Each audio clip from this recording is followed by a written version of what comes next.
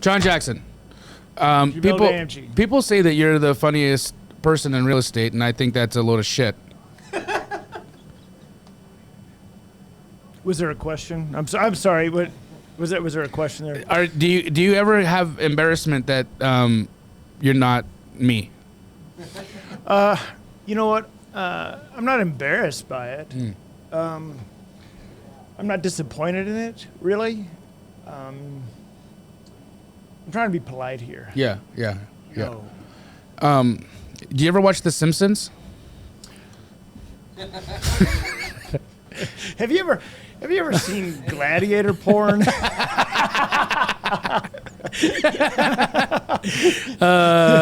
Ladies and gentlemen, actually, you're one of the most entertaining people that I get to watch in the space of real estate.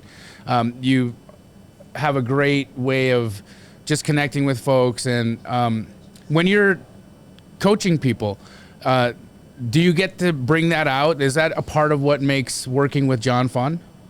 Yeah, because it's the students don't feel threatened. Right. You know, you're just shooting the shit and being yourself. Yeah. And so they feel relaxed. Yeah. You know. And that's when you give them the dick in the box. I was going to use this video, but not now. Let me ask you, Jamil. Yeah. So you and I both have a background in stand-up. Yeah. When I was in 6th grade, that's when I thought, I want to be on TV. While all the other guys wanted to be football players, sports players, whatever, I wanted to be on the Carol Burnett show. Yeah. I wanted to be Tim Conway. I wanted to be Harvey Korman, right?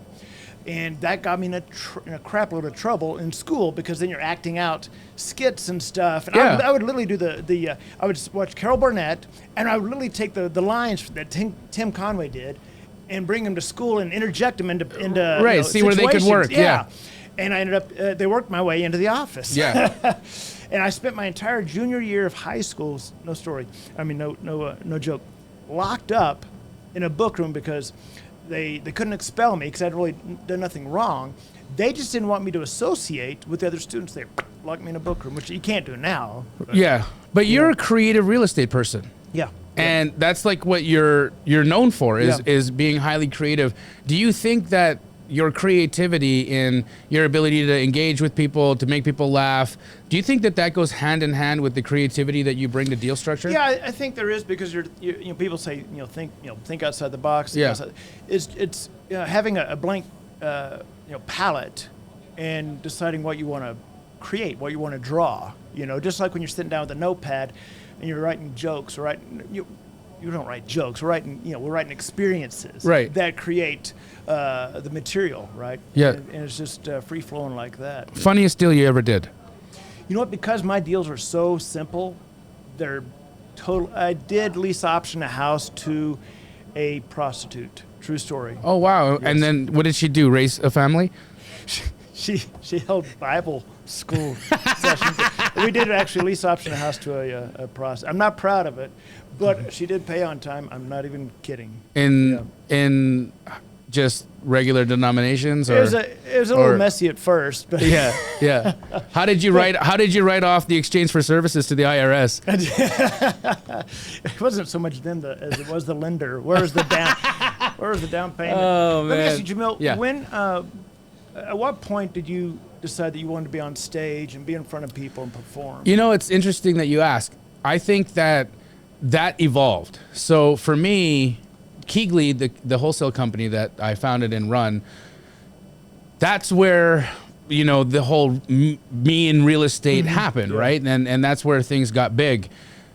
It wasn't until I had a chance to sit down with Brent Daniels, and he came and saw my operation and said, I think you might be the biggest wholesaler in the United States. And I don't understand why you're not talking about this. You have a content factory over here. And again, there's just so much noise in the space of, a guy does a deal, decides he's an educator, and away he goes. And he really doesn't have the experience or the depth of knowledge that you have, having built a company like this. You have a responsibility to the marketplace to share. Yeah. And so Brent is actually the individual who pushed me to start doing that. One of my mentors had told me that if you have a gift or a talent or skill, and you're not sharing it, then you're hoarding it and you're being selfish. Yeah. And that's what really got me into starting to teach people many, many years ago. Wasn't, oh, I'm going to be a big guru or whatever, Yeah. right? It was to share what I created. Yes. And I think there's a lot of truth in that. If you've got a skill and a gift and you're not sharing it, then you're hoarding it and you're being selfish. I like that you have the heart for it, because you've been a very successful real estate investor for a long time, and that you're teaching the creative methods that you do. Quick, right off the dome, what would be the most important thing that somebody walking away watching this video, if they laughed a little bit, great, but if they wanted to get started in real estate, what would you think would be the most important thing for somebody to do right off the hop? Is don't be scared. Yeah. I mean, you have to get out of your comfort zone. As long as you stay in your comfort zone, no matter, each level of success creates a different comfort zone, right?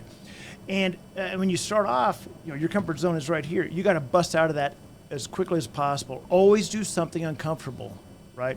It's on the edge of greatness that you're going to face the most strain, right? I agree. It's on the edge of destiny that you will be tried, Right. right? And you've got to push and push and push. It's on the edge of destiny that you will be tried. That's incredible, John. I love you, brother. Love you, man. You're a I'm breath sorry, of fresh air, man. I got hit at the airport. Yeah. So. All right, man. Enjoy flying commercial. Loser.